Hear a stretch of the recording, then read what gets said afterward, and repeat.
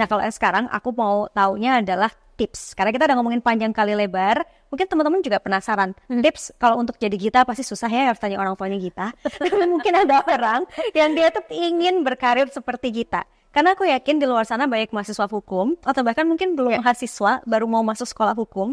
Dan mereka itu hanya kebayang pekerjaan yang udah mainstream gitu kan. Ya banyaklah kita tahu, entah itu jadi pengacara, entah itu jadi hakim, jadi notaris. Yang mainstream kan 3 itu kebanyakan. Tapi ada opsi yang seperti ini gitu. Nah boleh gak sih kamu kasih tips gitu ke teman-teman untuk yang ada 2 tipe tips nih.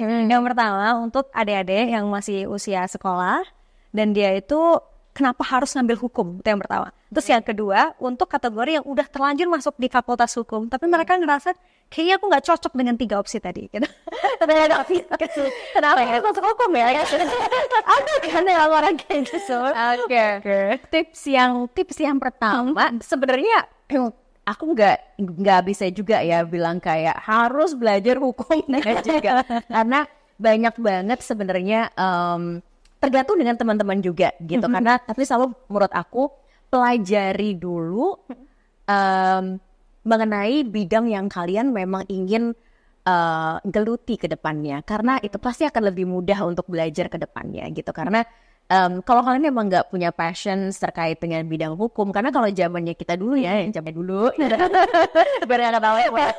ya, itu kan susah untuk bisa ngelihat kayak banyak mungkin lawyer yang juga di social media, yang di sharing di Instagram, di TikTok. Tapi sekarang kan semua orang ya kayak dokter udah ada di TikTok sekarang, kemudian juga engineer. Kalian tuh mau cari apapun, Figurnya udah banyak contoh gitu kan maksudnya. kalian mau cari apapun itu sudah ada yang bisa kalian cari resourcesnya di dalam di internet ataupun di YouTube, di TikTok, Instagram dan lain-lainnya gitu. Jadi coba riset gitu.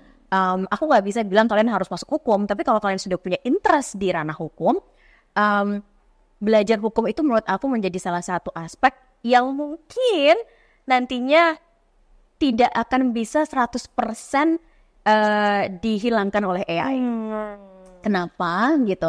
AI mungkin akan nantinya membantu dari segi kita screening masalah kasusnya, membantu menganalisa regulasi misalkan seperti itu. Tapi at least dari human-nya sendiri itu tetap masih dibutuhkan gitu. Karena nggak mungkin gini ya, aku juga nggak bisa menerawang bagaimana nantinya kehidupan kita di masa depan AI menggovernance gitu. Tapi rasanya pasti akan ada balance antara human dan AI itu sendiri. Dan ranah hukum khususnya policy, kita bicara policy, aku rasa pasti ada keseimbangan antara dan AI itu butuh, tapi untuk bisa membantu label dan untuk membantu teman-teman yang mungkin sudah punya interest di ranah hukum. Dan mungkin tips yang kedua terkait dengan kalau kalian misalnya sudah belajar hukum ya sekarang gitu, dan mungkin mau mencari opsi-opsi lain, nggak mau jadi notaris ya, ranah yang mainstream lah ya. Aku selalu bilang adalah solve the problem.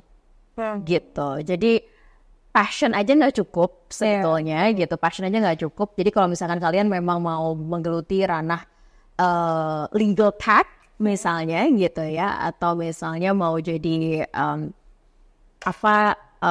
mungkin jadi advokat yang memang fokusnya adalah di bagian cyber law gitu. Karena ini juga ranah yang sebenarnya makin banyak ke depannya gitu. Kayak misalnya kalian bisa menggeluti data privasi, kemudian juga bisa menggeluti ranah sebagai AI policy gitu. Jadi nggak melulu menjadi lawyer sebenarnya sekarang, karena makin banyak layer-layer yang bisa kalian lihat gitu. Cuman kalau misalkan kalian misalnya mau decide mau jadi entrepreneur di bidang legal tech gitu, make sure that kalian actually solving the problem.